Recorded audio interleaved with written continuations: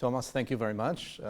And thank you for inviting me and to give the lecture, and welcome. And I hope all of you understand my English. I apologize for not speaking in French. Well, today I'm trying to give you a brief overview of what's new in the archaeology and understanding of the Philistines, and how in the last decade or so the picture of how we understand the Philistines has changed very much. And I will speak about it primarily based on the finds from my excavations at Es-Safi, which Professor Römer mentioned just moments ago. Now, let's start with some of the basics. Who are the Philistines? Well, we all know of them from the biblical text, Samson and Delilah, David and Goliath, and all those stories, and they're very well known from antiquity, way before archaeology actually started. And for about the last century, there has been a lot of archaeological evidence of the Philistines, starting from the first archaeological excavations that were conducted in the land of Israel since the 19th century, including, as we'll see, the site of Es-Safi, which is one of the major sites. Now, for many years, and I can say this as I remember, I was a student of Trude Dotan, Professor Trude Dotan from the Hebrew University, who is the grand lady of the Philistines, if you want. The story was very simple. It was a view of the Philistines coming in an invasion, sort of like the D-Day invasion on Normandy. They land on the coast. They take over the Canaanite cities. They create a new culture, which is brought from Mycenaean Greece. And they start going through a process in which, after a few centuries, they assimilate and disappear. And that's basically how we understood the Philistines for a long time. And it's really time for a significant paradigm shift in this. And this is due to several things. One is new finds and new understandings, new analysis that are popping up, new interpretive directions. And this is also an important aspect, is that whole new ways of looking at the remains are now being brought up, which change our understanding.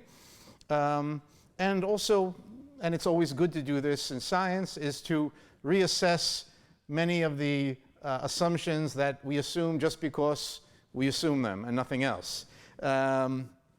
And as I said, this will be based on mainly our finds from Es-Safi. But let me start with a little background. Just about 1200 BCE, there occurred a major change in the Near East, which is perhaps one of the most substantial historical transitions in the ancient world. And this is the transition from what we call the Late Bronze Age, which was a period of approximately between 1500 and 1200, and the Iron Age, a period of approximately 1200 to 600, 586, or something of the sort. And what happened there is, during the Late Bronze Age, there was a world system of empires and diplomatic relations and trade, and a very, very clear world order that was set up and lasted for 300 years about. And then just around 1200, starting a few years before, ending a few years afterwards, this whole system collapses. And one of the most interesting questions in the study of the ancient Near East is, what caused this collapse? And for many years, all kinds of suggestions have been put up. One suggestion was that there were a series of invasions. For example, the Sea Peoples, we'll talk about them in a moment, among them Philistines, the Israelites, the Arameans, other groups.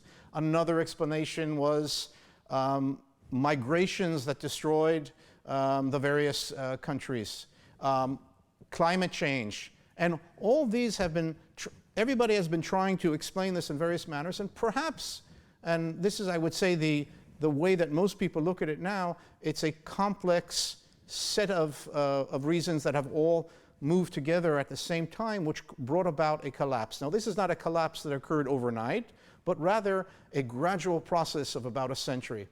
And I always like to use the the analogy, if you think of an archaeologist as a time traveler, and with that, a time traveler goes into the time tunnel and comes out in an earlier time. So if we would go into our time tunnel and come out about 1300, look around, go back in the time tunnel and come out again at 1100 BCE, 200 years later, the picture would be completely different. But it's not as if we could find one day in which it changed, but rather it's a protracted process.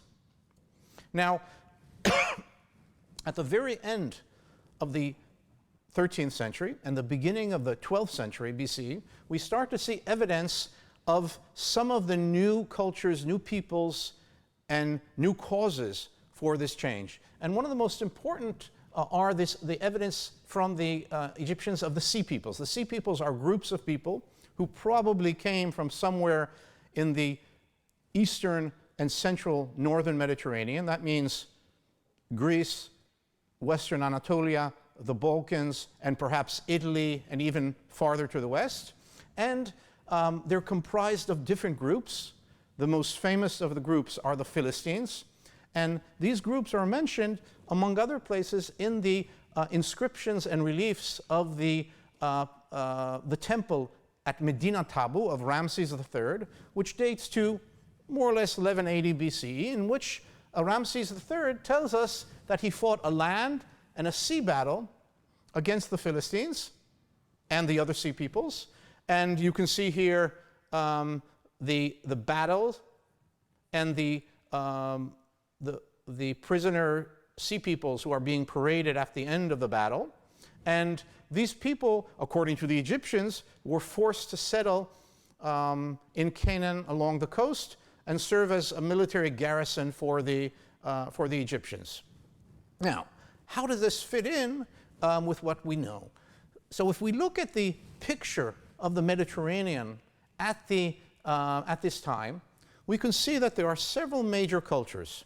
There's the Hittite culture in the northeast, the Egyptian culture in the southeast, the Canaanite culture in the area which would be Israel, Syria, Jordan, Lebanon of today. And towards the west, we have the Aegean cultures, primarily the Mycenaean cultures, and all kinds of other cultures that are further afield to the north and to the west. Now, all these various cultures apparently were part of this phenomenon that we call the Sea Peoples. And as opposed to what was very often thought, that the Sea Peoples were people who got on the boats in Piraeus, traveled along the Mediterranean, landed along the coast, and took over the entire coast, destroying the cities. Again, the idea of the Normandy invasion, in which you have the Philistines in the south, the Chardonnay in the north, the various groups taking over different areas. That was the picture for many, many years. But this has changed. And why is this changed? Is because when we start looking at the various groups of these sea peoples, we can see several very distinct differences. For example, the Philistines are well known, and the Philistines, according to the biblical text, but also according to the archaeological remains, settle in the area of what we would call today the southern coastal plain of Israel. That would be between Tel Aviv and Gaza, more or less. And this is a region which, both in the biblical text and in the archaeological remains, we can find the various groups of the Philistines. Now, if there are other groups of sea peoples, we would expect a similar pattern also in the north. But when we look for other groups of sea peoples who were mentioned by the Egyptians, we have no clear archaeological evidence of this. So, except perhaps in very, very northern Syria. So we have, first of all, already another one change. Then another thing goes on is that when we start looking at the archaeological remains, and I'll speak about this in detail soon, is that if we thought that the Philistines all came from one region, then we would expect that the material culture, their archaeological remains, would be typical of one region, the region from where they came from. And when we start looking at the archaeological remains, we see that it's a very eclectic culture. It's a culture which combines foreign elements from many areas, along with local elements, all combined into a term that we're using now, an entangled culture. That means a culture that's mixed together. It's not a monolithic culture. Now, another very interesting thing is just about the time that the Philistines are settling in the southern coastal plain, there's another group of people who are settling in the Central Hills. And these are, of course, the early Israelites. Now, up until the discovery of the archaeological remains of the Philistines, what we knew about the Philistines, except for brief mentions in Egyptian sources, was from the Bible. Now, the vision of the Philistines, our understanding of the Philistines through the Bible, is from the Israelite side. And it's clearly, if we would have a Philistine Bible, we would have a very different picture of what went on. And imagine if we thought about the first Gulf War, and we read what happened in the Gulf War in the New York Times or in the Baghdad Times, we would get a very different picture. So the same thing goes for here. We have an image of the Philistines from the biblical text, but it's most probably a very ideologically slanted depiction of these people. So now, because of that, going to the archaeological remains, to a certain extent, lets us look beyond or underneath the story, underneath the ideology, and try to understand some of the details and the complexity of the story. So as I said, we thought that they were monolithic origin from the Mycenaean, arrive in Canaan and conquer Canaanite cities, replacing the Canaanites, and then for 200 years or so, they had a very, very foreign type of culture, and then they quickly assimilated into the local culture and disappeared. And all this it has to change. And another very important point, and this is vis-a-vis the biblical text, is that according to the biblical text, from the time of David and Solomon, the Judite and later the united Judite kingdom was dominant over the Philistines. And that from the 10th century, from around 1000, the Philistines were under the control of the Judite kingdom. And one of the things that we'll see is that the archaeological remains seem to clearly indicate that that's not the case. Okay, so let's start with Es-Safi. So that marks off the 5 cities of the Philistine Pentapolis, the 5 major cities, Gaza, Ashkelon, Ashdod, and Ekron, and Es-Safi we're dealing with. And Es-Safi is located on the border between what we would call Philistia, the southern coastal plain, and what's known as the Judean foothills, or in Hebrew, the Shephelah. And the Shephelah is a region which both in biblical times, but in other times, is a transition zone between the coastal plain and the central hills. And by the way, if you think of the stories about the Philistines in the biblical text, most of these stories occur in the Shephelah. Why? Because when the Philistines were strong, they pushed east. When the Israelites were strong, they pushed west. And this seesaw relationship is seen in the archaeological remains. Now here you can see a view looking west towards the sea, Gaza and Ashkelon, and there is Es-Safi. And you can see here that Es-Safi is right on the border between the western edge of the Shephelah and the beginning of the coastal plain.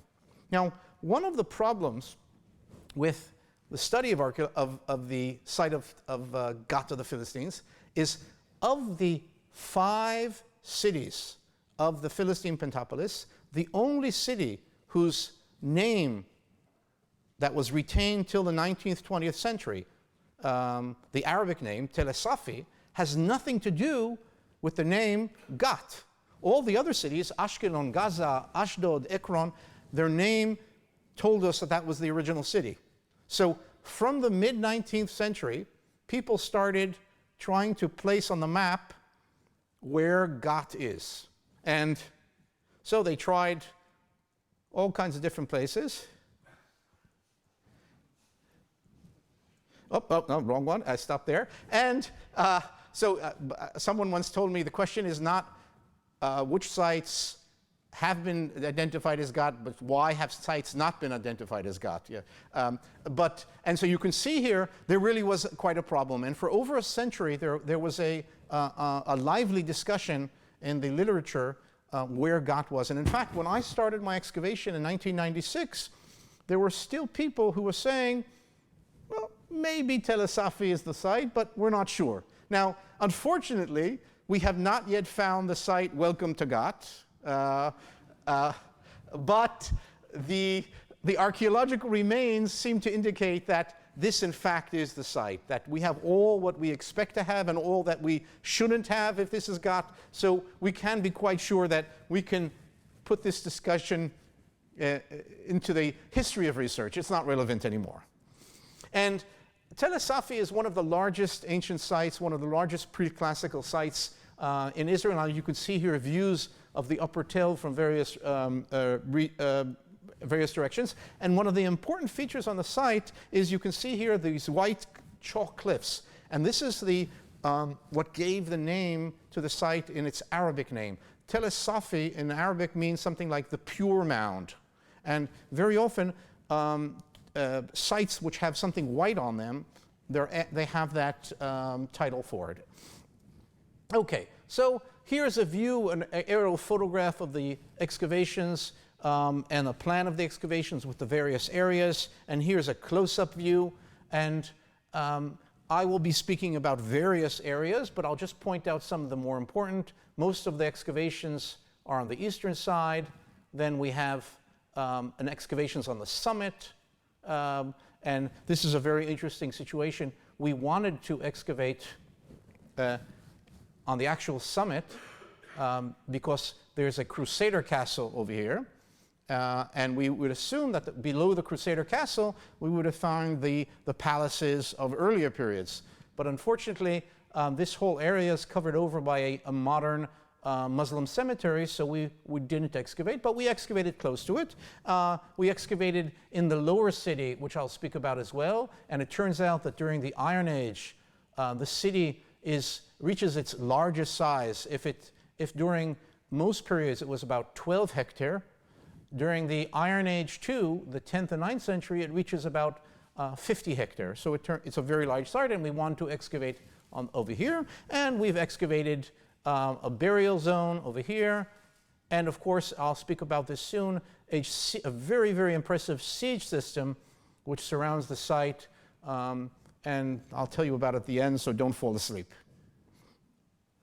Now, I don't know if you can see this even, but this gives you a nice idea of the stratigraphy, the layers from the various periods. And as you know, in an archaeological tell, it's one layer on top of another, each representing a different period. And I will be speaking about primarily the Iron Age. That's the period of about 1200 to 586, and that's the period where at Es-Safi we have the Philistine remains. Okay, so now, when we first, right at the beginning of the Iron Age, we can see major changes in the material culture. But these changes are different from what often was assumed. Because if we assume that the Philistines came, landed in Canaan, destroyed the Canaanite cities, and took them over, and then started their new culture, we would expect to see layers of destruction. And in all the Philistine sites, we don't have destruction layers. We have maybe a building here, a building there, but there aren't clear-cut destruction layers throughout the site. And so this means that when the Philistines arrived, and we can see the changes in the material culture, they didn't destroy the existing Canaanite site. And when we start looking at the remains, we see something very interesting. On the one hand, we see certain aspects, and this is an example of the pottery coming from the early Philistine layers, which are clearly non-local pottery, very similar to pottery that we will find in the Mycenaean world at this time.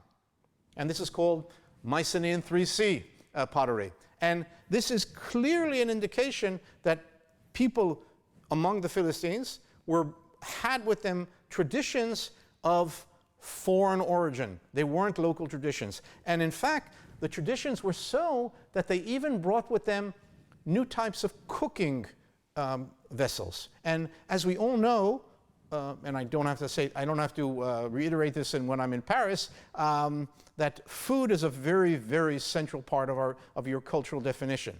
And as we can see here, a very basic aspect of the Philistine identity was connected to new ways of cooking food, eating food, preparing food, etc. And we'll return to this in a moment. But at the same time, we can find a Philistine house where you will have non-local cooking vessels and other vessels, and right next to it, a Canaanite cooking vessel. So it means that most probably the Philistines came to these cities, settled in these cities, but lived side by side with the Canaanites, and perhaps even intermarrying in them. And this is, again, a very different picture from what we had in the past. Now, one of the things that we see, and this is the classical decorated Philistine pottery, is that with time, the Philistines start the non-local aspects of the Philistine culture start changing, and they become more and more combined with all kinds of local things. So, for example, if we look at these vessels, if we look at these vessels, this is what we call a bell-shaped crater. It's clearly related to the Mycenaean bell-shaped craters, but what they've done here is they've started decorating them differently, and these decorations are very much influenced from the local Canaanite decorations. Another interesting feature that appears very often in the Philistine decorated pottery, you can see here is the bird, and this probably is a depiction of the Philistine goddess, and the main deity of the Philistine, we know from the Bible, is Dagon. They often assume that it's a male god, but most probably Dagon was actually a female god. And this is probably a depiction of this goddess. Now, another very interesting thing, and this is something that's been known for quite a while, but nowadays we understand this much better, is that in the change of food, it wasn't only how you prepare your food, but also what types of food you eat. And one of the things that we see in many of the Philistine cities is that there's evidence that they were eating pig meat and dog meat. And how do we see this? We see the bones, and also you see butchery marks on the bones. Now, this, in recent years, has turned into the way of defining between Israelites and Philistines. Supposedly, the Philistines ate pig, the Israelites didn't eat pig. And if that is so, this is perhaps the earliest evidence of what we would call the kashrut, the Jewish dietary laws, which eventually developed into many other things.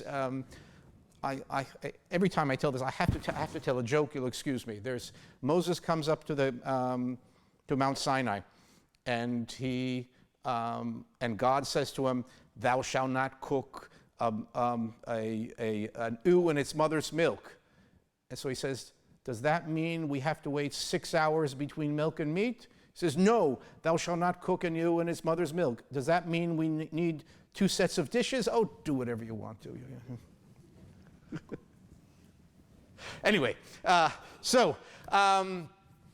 to the pigs and the Philistines. So for many years it was thought that here we have, if you have a site with pig bones, it's Philistine. If you have a site without pig bones, it's Israelite. Seemingly very nice, but it's much more complicated. And one of the things that we've started noticing in Philistia is that in urban sites you have pig bones. In rural sites you don't have pig bones. And when you go to the Israelites, in Judah, you don't have pig bones. In Israel, you do have pig bones. So things are a little more complicated than we have assumed. And like always, things are not black or white, they're gray. Now, another very interesting thing that came out, though, we recently did a DNA study, an ancient DNA study of pig bones from various sites in the land of Israel from before, during, and after the Iron Age. And one of the things that came out is that you can differentiate between the genome of the pigs from Europe as opposed to pigs from the Near East. And one of the things that we see is that if we look at the present day genome of pigs in the Middle East, you can see that they appear in this area. When we start looking at the pigs and their genome in this area, they have a European haplotype. So what this means, and this change occurred at the beginning of the Iron Age. So what this means is the Philistines, when they came from wherever they came, from wherever they came from, they brought with them squealing pigs in their ships, on their carts, and these pigs, after having landed and been set up in the Philistine cities, escaped into the wild and eventually mated with the local boars, the wild pigs, and eventually the European pigs took over as from a genetic point of view in this region. And this is a fascinating aspect because we can see here evidence of what's known today as invasion biology, where a species takes over from another species, from a local species, through a very clearly human originating change. Another interesting point, again connected to food, is types of plants that are used. And it's been known for quite a while that there are one or two types of plants that are common in Greece and the Aegean and first appear with the Philistines. And this has been known for quite many years, but recently we did a very in-depth study of all the plants that have been found in archaeological excavations in the land of Israel and the surrounding areas, with a focus on Philistia, both during the late Bronze Age, Iron Age, and later. And one of the things that we can see is that the types of plants in Philistia that appear when the Philistines culture first appears are not just one or two new types, but rather there's a complete change in the agrarian practices. One, that's important, and that's again a very important thing is when a culture comes, if agrarian practices change, that tells us a lot about a major change. Another interesting thing is that the various plants that appear don't originate from one place, but originate from throughout the Eastern Mediterranean. So again, hints that the Philistines were not comprised of one group coming from one place, but various groups coming from various areas mixing together. And one of the things that we can say about cooking, so we mentioned the cooking jug, and one of the aspects that appear when the Philistine culture first appears are hearths, cooking fireplaces, as opposed to the typical way that Canaanites and Israelites were cooked in what we call a tabun or a tanur, which is a clay oven, which is still used today in the Middle East. When the Philistine culture arrives, we see for 200-300 years the use of a hearth, of a fireplace. And they apparently place the cooking pots on the fireplace. Now, this is typical of Philistia. And interestingly, after several centuries, this disappears. But the Philistine cooking jug, which first appears in Philistia, starts appearing then in the local cultures. That means in Judah, in Israel, in Phoenicia, at this time, we start seeing the appearance of these jugs. That means that the changes in the cuisine and the way of preparing food that the Philistines brought with them influences the other cultures as well. So that means that it's not only that the Philistines are slowly becoming more and more Levantine, but the Philistines are also influencing the cultures outside of Philistia. And if you can imagine, someone from Judah came to Gath, and they served him tzatziki, and he said, "Oh, I like that." So he went home and says, "Okay, I'll prepare it. We have to prepare it in the right type of vessels." Okay. Now, this can be seen also not only in the macro, but also in the micro. And one of the things that we have been focusing on a lot at our excavations is implementing what we call microarchaeology in the field. That means using a wide array of analytic techniques, scientific analytic techniques, to understand the past. Not only excavating the things, putting them in a box, and sending them to the laboratory, but bringing the scientists into the field. And one of the things that we found, that when we excavated this, what looks like a very, very simple plaster surface, these two surfaces in a room, and we excavate many of these throughout in many countries and many cultures and many times, etc. But when this was analyzed, it turned out that this was a plaster that's a very specific type of plaster. It's what's known as hydraulic plaster. Hydraulic plaster is a type of plaster that hardens in an anaerobic environment. That means it hardens underwater. You don't need exposure to the environment, to air, for it to harden. Most plaster does require exposure to air. And now, hydraulic plaster is one of the typical aspects of Roman architecture. The way Romans built bridges was by pouring hydraulic cement into molds under the water, and they would harden under the water.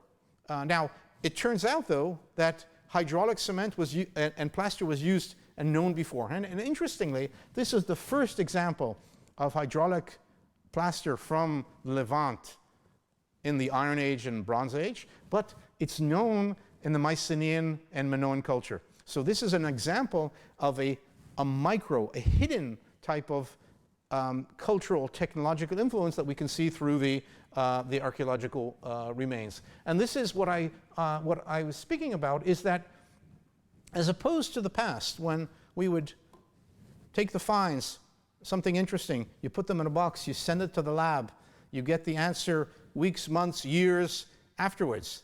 And sometimes the answers are very important, but sometimes you'll be in a situation where the scientist will say, well, it's this or that, I think you should go back and check it.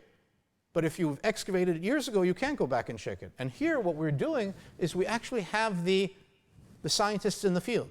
So when things of interest are found, we can get at least preliminary analyses right on the spot. And then you can start changing the way you work in the field, changing your tactics, and changing your understanding, and have a deeper understanding already in the field. And it's not an easy thing, because you have to have 10, 15, 20 people of different disciplines working together. And I don't know if there are scientists here, but people from the hard sciences, their wiring is different from people in the humanities and social sciences. So it's not always easy to get everybody to think together at the same time, but we managed to do it. And we have some very, very interesting results. And in fact, we have some results that without the scientists being in the field, we would have missed altogether. Okay, so let's go on now. Now, in the area of the main excavation, which we call Area A on the eastern side, we found a very interesting structure, which I'll mark off over here. And this structure is, in fact, what seems to be a temple. Now, here you can see the walls of the temple, only partially preserved on this side, but you can see it well preserved over here. And right in the center of the temple, you have two pillar bases, which are just about 4 cubits between one another. And of course, you can reconstruct 2 pillars. Now, what's interesting about that? I'm sure you all know the story of Samson. Now, this doesn't mean that Samson stood in this temple and knocked the pillars down, but perhaps this is an indication that whoever wrote the story of Samson, whether it's based on any historical evidence or whether it's a complete a fictional story, he perhaps knew what a Philistine temple looked like. So that when he described the Philistine temple, he described a temple which would have fit in with the story if the story had occurred. Another interesting story, and this is here another example of how we're changing our understanding, is for many, many years it was assumed that since the Philistines came from the Mycenaean culture, the Philistines, and when they first arrived, spoke some sort of language like Mycenaean Greek, And they said Goliath, that's a name that's Indo-European, perhaps Greek. Achish is like Achaios, a Greek word. And there's all kinds of other words that they for example, and they use the word, the term for the Philistine leader is Seren. So it was compared to Tyrannos. And they said, there we just have to find the Philistine inscriptions, and we'll be able to decipher the Philistine language, and we'll know from what they came from. So first of all, we've been excavating in Philistia for 120 years or something like that, 140 years. And so far we have not found any archives. I'm willing to find an archive. I promise you I won't mind finding a Philistine archive. But chances are there are no Philistine archives. Why? Because writing does not, in the antiquity, does not exist in a vacuum. And for example, writing in the Aegean existed only when they were as a palace-based society. Once the palace-based society of the late Bronze Age fell apart, a little after 1200, there was no writing in the Aegean until the Phoenician alphabet reached the Greeks somewhere in the 10th, 9th, 8th century, depending on the various views. So for several centuries, there was no writing in Aegean. So there is no reason to assume that even if the Philistines were from the Mycenaean culture, that they would have brought the Mycenaean Greek, both language and writing systems, from there to Philistia. So when we do find various inscriptions, which may be inscriptions which tell us something about the Philistine writing and the Philistine language, we see a very mixed lot. So for example, there's an inscription from Ashkelon, which has been interpreted as Sipro-Menon. That's very nice. The only problem is nobody knows how to read Sipro-Menon, so we don't know what it says. Then there's been an inscription that was found at Afek, which is in the northern Philistia, which looks like an Aegean type writing, but it's not any of the known ones. So even if it is an Aegean style writing system, it belongs to something that we don't even know what it is. And then finally, we found an inscription in Es-Safi from the 10th century, which here, though, it's already written in archaic alphabetic letters, but it probably gives two Indo-European names. So what you probably have here is evidence that also in language and writing, the Philistines were a mixed lot. They had various foreign influences coming in, and at the same time, within a century or two, started using the local alphabetic script for their writing. So we have here a very complex process going on throughout several centuries. Now, this said, I can promise you that I still won't mind this summer finding an archive of Philistine inscriptions. So if I'm proven wrong, I'd be very happy. Now, a very interesting find, and this is the, here, I just showed everybody this is the T-shirt I just got for Thomas here, you see with the 2 years ago, we excavated a complete ivory bowl from an early Philistine level, updated about to the 11th century, and you can see here it's quite well preserved. This is after it came out. We didn't excavate the bowl in the field. We rather excavated a whole block of sediment in one piece, took it to the lab, and in the conservation lab they excavated the bowl, and it turned out it's a bowl made out of elephant ivory, and you can see here it has a very nice decoration on the inside and on the outside, and it has several holes, you can see here, which were originally for a cover. The cover would fit in perfectly on the top. Now, we know it's elephant ivory, and one of the most fascinating things is that soon after its discovery, it turned out that at Megiddo, in the excavations conducted by the University of Chicago in the 1920s and 30s, they found a cache of late Bronze Age ivories that were found in an underground room in the last palace of the Canaanite king of Megiddo, which was destroyed somewhere in the early 11th century BCE or late 12th century BCE. And in this cache, there were several hundred items, including a group of bowls which are virtually identical to the bowl that we found. And I was in Chicago about a year ago, and I held several of these bowls that they found, and it looked as if it was made by the same person. And I had the feeling that it was as if there was a tusk of ivory, and they cut slices off, and they made a bowl after bowl after bowl. Now, we've checked this, and it turns out we did something. This is, again, modern science to help. There's a very, very extensive database of isotope analysis of ivory that's used today by the World Wildlife Foundation to try to stop elephant poaching. And so they can identify where elephants come throughout Africa and throughout the Southeast Asia. And this can be used also, and we're checking this to identify the origins of where the ivory is coming, but also perhaps to tell you, are two bowls from the same tusk? And so far, it seems that the two bowls that we've tested, ours and one of the Megiddo ones, are not from the same tusk. But hopefully, we will test this in the future, and maybe we'll be able to see how many of the bowls are made from the same tusk, how many not, and where the ivory comes from. In any case, what is very special here is what you have here is an ivory cache of Canaanite origin. And this clearly depicts a Canaanite cultural milieu. But in Gath, you find one of these. So somehow, one of these objects moved from the Canaanite surroundings into the so-called Philistine surroundings, meaning that the cultural connections between the various cultures in this region were very, very close. And elite objects were moving between the various parts.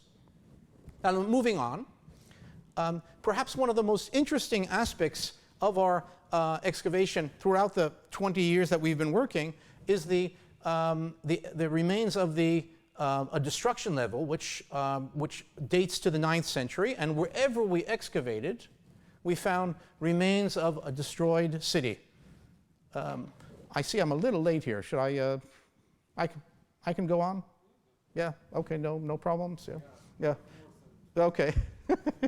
Okay. And wherever we excavated, we found hundreds and hundreds and hundreds of vessels that were found in houses that had collapsed during a destruction of the city. And this event is almost Pompeian, that you have a moment in the history of the city in which we're frozen in time. And wherever we excavated, we found every different type of vessel that you can imagine, from serving vessels, cooking vessels, and cultic vessels. And one of the very interesting things that have come out is on these chalices, we conducted what's known as organic residue analysis. This is a new technique in which organic remains very often decompose. And if I would have a cup full of olive oil, the olive oil would not survive. But it turns out that organic molecules, and particularly lipids, go into the matrix of the ceramics and survive. And in certain cases, you can actually identify what was in the original vessel. And one of the things that turned out is that these vessels were used for incense, for burning incense. And some of the components of this incense from these and other chalices like this were very interesting. It turns out that they were using cinnamon and nutmeg. Now, cinnamon and nutmeg come from Sri Lanka and the region around Sri Lanka. So that means at 1000 BCE, there was trade between the Indian subcontinent and the Levant. Now, it's not someone didn't get on an airplane and fly to Colombo.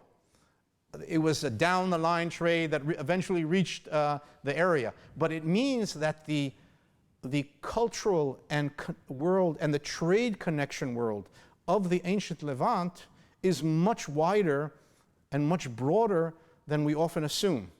And again, this doesn't mean, but for example, if you think of the story of the Queen of Sheba, the natural inclination to take a story like the Queen of Sheba is, well, that couldn't be. How could anybody in Israel be connected with Yemen? Now, I'm not saying that that necessarily occurred, but what we do have to think is that very often our vision of the ancient world is an enclosed vision.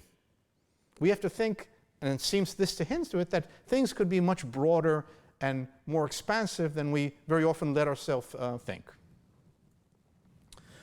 Okay, so now moving on. Here we have the upper city, the upper tell, and this is the part of the tell that was settled in most periods. And what it turned out in our survey, when we started the site, we started the excavations, we surveyed, we picked up material remains from the surface. It turned out that the city during the 10th and 9th century BC was much larger than in all other periods. In fact, it was 45 to 50 hectares in size, which made it one of the largest sites in Israel in pre-classical times. Now, if this is the case, and Gath was the largest city in Canaan during the 10th and 9th century, this clearly tells us something very, very important about the role of Gath vis-a-vis the other kingdoms, the other groups in Canaan. Now, if Gath is 45 to 50 hectares in size and is not destroyed during the 10th century and is only destroyed at the end of the 9th century, which I'll talk about in a moment, it seems that the Judeans never took over, never controlled, never destroyed, and never diminished the power of the kingdom of Gath during the 10th and 9th century, the time of David, Solomon, and the immediate kings right after that. So this means that the archaeological evidence seems to indicate a different understanding of the role and the importance of the Philistine kingdoms during that period.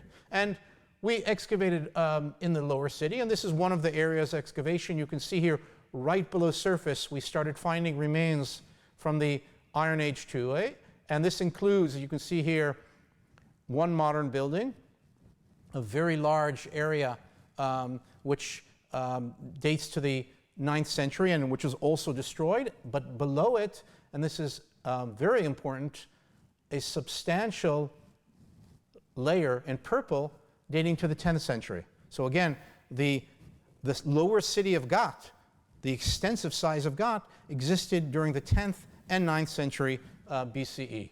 And here you can see, for example, the various lower levels, and this is an interesting find from one of the lower levels, a group of cultic objects, what we call the votive objects, and among others, we found a seashell, a complete seashell of a type that's found in the Mediterranean. You have to dive quite deeply to get it, but it's a known Mediterranean seashell. But what's interesting is this is a type of, of seashell which is used for cultic purposes in the Minoan and the Mycenaean culture. So this seems to be a tradition that is kept in the Philistine culture 200-300 years after they arrive. Moving on to the red, here we see evidence of the same destruction which I mentioned before, but very interestingly, we found right over here an altar which is very, very unique. This altar, you can see, is made out of one stone block. It's 50 centimeters by 50 centimeters by a meter high, which would, if we turn it into cubits, it's a cubit by 2 cubits high. It has decorations which are similar to the decorations which are seen on other Israelite Judite altars, and by the way, the biblical description. But what's different here is that it has 2 horns and not 4 horns. The two in the back, there were never horns. And this is very, very interesting because if we look at the depiction of one of the altars in the tabernacle, here we have the same dimensions. Now again, this doesn't mean that this is the altar from the tabernacle, or that the altar of the tabernacle even existed for it. We can't prove that. What it does mean is that the Philistine and Israelite cultic background in the Philistine cultic background, that dimension was of importance, 1 by 1 by 2. Now, another thing is the fact that it has a similar shape, but a different shape. It doesn't have 4 horns. And if we look at the typical Israelite altar, this is a typical Israelite, in this case from Megiddo. You can see here the 4 horns. But if you take off the 2 back horns, this is very similar to the altar that we found. But interestingly, in Cyprus, we find altars with 2 horns. So this very object is probably, the object itself is an entangled object. You have a combination of Western and Eastern traditions coming together in the same object. And when it comes to cultic objects, cult is very often an excellent place where you can see the intermixture of different influences at a very, very important part of life. Right next to the altar, we found a very interesting chalk figurine, which the zoologist claims that it's a dog. I don't see a dog here, but I believe the zoologist. We found here another one of those beautiful chalices, and 2 vessels with inscriptions. This vessel is fascinating because it's an inscription on a jar about this size, which has on it an Israelite name or a Judite name, Avtam or Avitam or something of the sort. The jar is made was made in the Jerusalem area. It's made out of Mots-clés. That means the clay from the vicinity of Jerusalem. So that means a Judite from the Jerusalem area took a jar from the Jerusalem area, dedicated it with his name, and gave it in at a Philistine temple, which is very interesting because if we think of the biblical understanding of what's going on between the Philistines, these are enemies. And here we see that there's a lot more closer connections.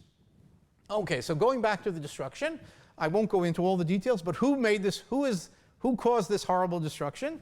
And this is apparently Hazael, king of Aram Damascus. And we know this. There's a very, very brief mention in 2 Kings 12, 18, or 17, depending on the version, in which he says he came up to Gath, he fought against it and took it, and then he goes on to Jerusalem, and the rest of the story deals with Jerusalem. And this is a very nice example of the use of the biblical text for history.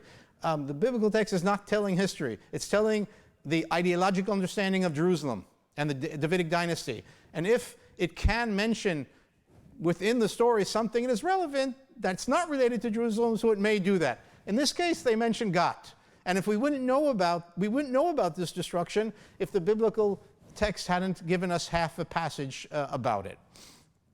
And we can see this remains of the destruction, as I saw throughout the excavations and all the destroyed houses. But most interestingly, we can see, and I already noted this, a very interesting feature that surrounds the site on the eastern, southern, and western side. Here you can see the actual till. You can see it here as well.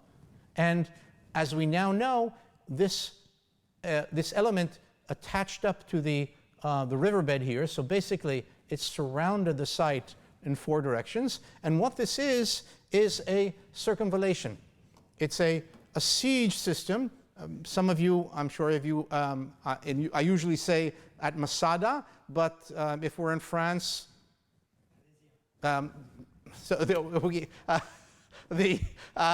we have an example of a siege system, a circumvallatio, from the not from the Roman period, the 1st centuries BC or the 4th century CE, but rather from 800 BC, the earliest siege system known in the world today. And it's comprised of a deep trench that was dug out into the bedrock. The material was poured out on the side, and you can see here, this is an artist's reconstruction of what it would have looked like. And you can see here the siege trench, a wall built along it, here and there a tower, and it surrounds the city. And basically, the Arameans waited until the people became hungry and thirsty, and eventually attacked the city and destroyed it. We don't have the actual evidence of the breaking into the wall, but the results are quite clear.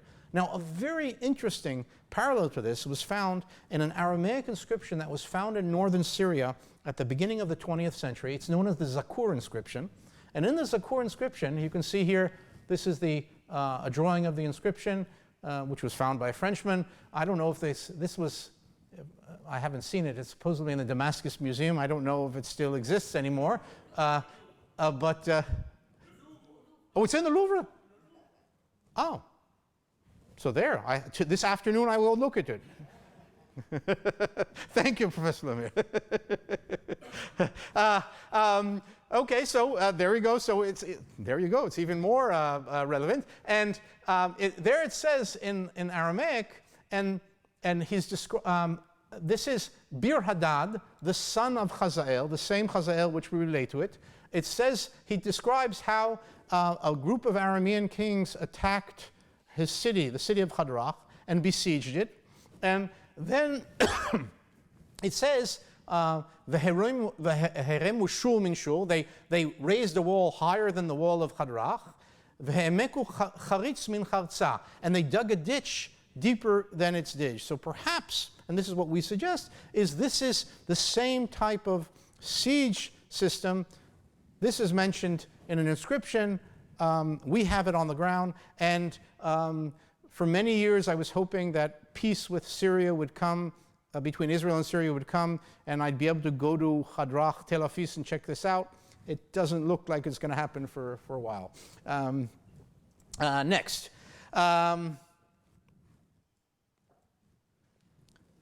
Gath is destroyed. Hazael destroys the city completely, and the city is basically abandoned.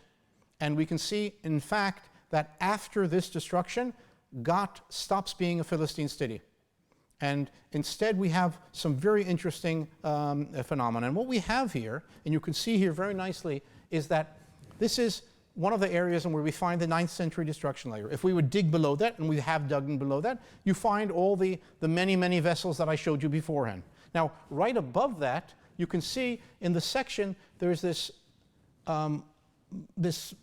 block of material, which is in fact a brick collapse. And in between the two, we have evidence of what we call a wind-blown sediment. That means that between the time of the destruction of the 9th century city and the time that those bricks collapsed, the wind blew dust for several years and created a layer of dust, which tells us that there was a period of time between this and this. Now, right above it, there are two 8th century destruction levels. And in these destruction levels, we have not Philistine material, but Judite material. So that means that sometime in the 8th century, the people at Gath were oriented not to Philistia, but to Judah. Now, this is very interesting because we know from the biblical texts and from the Assyrian texts that in the second half of the 8th century, the Judite kingdom tried to expand westwards into the Shephelah and into Philistia. And this seems to be one of the places where we can see this. Now, the Assyrians didn't accept this, and in 713 and in 701, the Assyrian campaigns pushed the Judites back into the central hills. But this seems to be evidence of this. But here we have, though, several sequences which tell us something very interesting, because what we might have here is destruction level, abandonment, an earthquake, and then two Judite levels. And if we have an earthquake, and this is how we understand this earthquake, this is a wall, the stone foundation of a wall. On it, there was a brick superstructure. This brick superstructure, during an earthquake, was pushed to the north. And then there was a second, in earthquakes, there's always two waves of energy. There's a horizontal wave, and then let's call it a wavy wave, or the S wave, which usually hits a couple of seconds later. And so very often buildings will be pushed off and then collapse.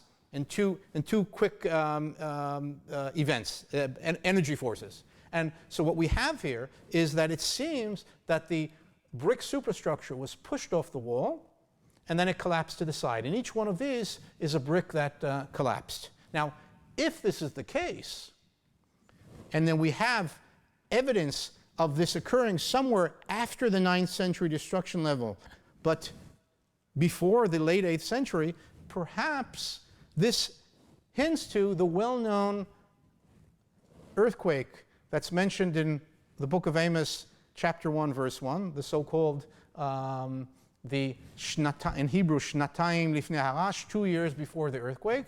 It's hinted to also in Zechariah. And again, even though that is more or less from the same time, this is centuries later, this may be a very, very distinct memory, also in Isaiah, of a substantial event that occurred sometime in the 8th century BCE. And this is important because not only did it affect Jerusalem, but if the earthquake could have such a devastating effect in Philistia, which would be substantially to the west of the epicenter, the earthquake's epicenter, clearly which was in the Jordan Valley. So this earthquake, or the earthquakes actually, that occurred in the 8th century were of substantial influence on the Judite kingdom, the Israelite kingdom at the time. And here we can see, after the earthquake, evidence of the Judite occupation with typical Judite houses, and this is evidence of the attempt of the Judites to take over this region. And then the story at Gath ends for a century, but then if we go to the other Philistine sites, such as at Ashkelon, we can see the continuation of the Philistine story, in which the Philistine cities continue to exist till 604, till Nebuchadnezzar, the Babylonian king, destroys the final cities and exiles all the Philistines out of Philistia to Mesopotamia. So, let's go back to the original question. So, we know that the Philistine culture begins to form during the late Bronze Age transition. What we now know, though, is these are various groups from the West, not one group, but a whole amalgamation of groups who are coming from the West, settling in Canaan with the Canaanites to form what we call an entangled culture. And in fact, we have recently even written, which I always wanted to be a pirate, so we can do this now, is one of the possibilities is some of the Philistines may actually have been pirate-like groups. And if you understand and you see the collapse of the society that occurred in the end of the late Bronze Age, Iron Age transition, the existence of pirate-like groups is very, very logical. This change we see is a slow, gradual change, but very, very important. Throughout the Iron Age, they retain their unique cultural identity. That means that at the end of the Iron Age, if you would come up to a man from Ashkelon, he would identify himself as an Ashkelonite and as a Philistine. He wouldn't identify himself as, oh, I'm just I'm a Canaanite, I'm a Levantine. He would have a very clear cultural identity even till the end of the Iron Age. And most importantly is that the picture that we have when we read the biblical text, let's call it the pshat, the simple reading. When we read the biblical depiction of the Philistines and the Israelites, we see two enemies, two people fighting each other. But if you even, without the archaeological evidence, if you go to the Samson narratives, he marries a couple of Philistines, he goes to Philistine weddings, he goes to a Philistine prostitute in Gaza, he takes there's a lot more going on than just fighting. And the archaeological remains show us that it's on many, many levels, and that the influences are going in both directions. And so that we have to understand this vision of the Israelites as the ultimate enemies of the Philistines and vice versa as an ideological construct that is very different from the actual historical picture that was, that we can see from the archaeological remains. And of course, Samson is a good allegory. And also, if you want, the Israelis and the Palestinians today are a very good allegory to that. Because we supposedly are, Israelis and Palestinians, we're enemies. We fight each other. But on the end, we eat the same food, we dress the same clothes, we have very similar jokes, etc., etc.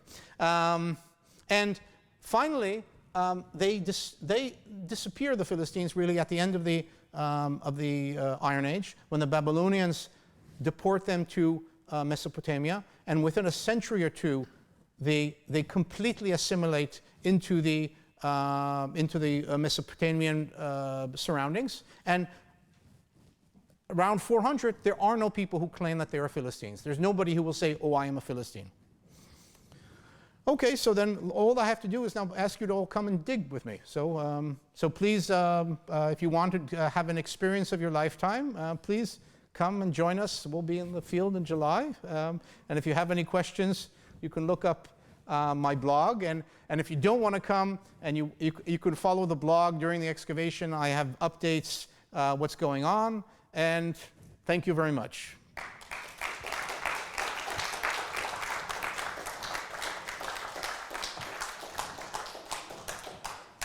Thank you very much.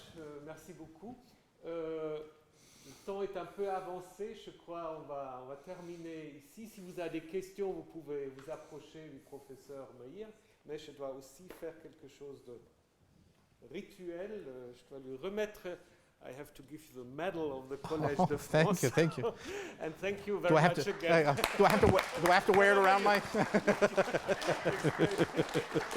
No, thank you very much. Thank you.